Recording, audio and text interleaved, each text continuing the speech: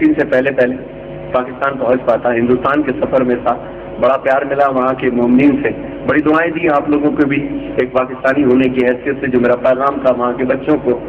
اور ladies and gents جتنے بھی تھے مومنین و مومنات آئے تھے، اپنا پیغام میں نے وہاں پہنچایا۔ ایک پیغام کی تمنا میں نے کی تھی کہ جب یہ کربلا سے کارواں رخصت ہوا ہوگا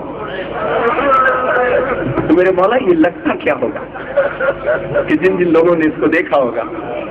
کہ پردے میں بیویاں ہوں گی، آگے آگے میرا غازی رسول اللہ عباس ہوں گے، کہیں حضرت قاسم ہوں گے، کہیں شہزادہ علی اکبر ہوں گے۔ یہ میں جانے کی قبلہ بات کر رہا ہوں، آنے کی بات نہیں کر رہا۔ اس کارواں سے بچپن سے میری ایک بڑی عقیدت رہی ہے اور میں اس کارواں کا ذکر کرنا چاہتا ہوں۔ آپ بھلے بیٹھے رہنا لیکن اس کلام میں آپ میرا ساتھ دینا، میں اس کو کھڑے ہو کر پڑھوں گا۔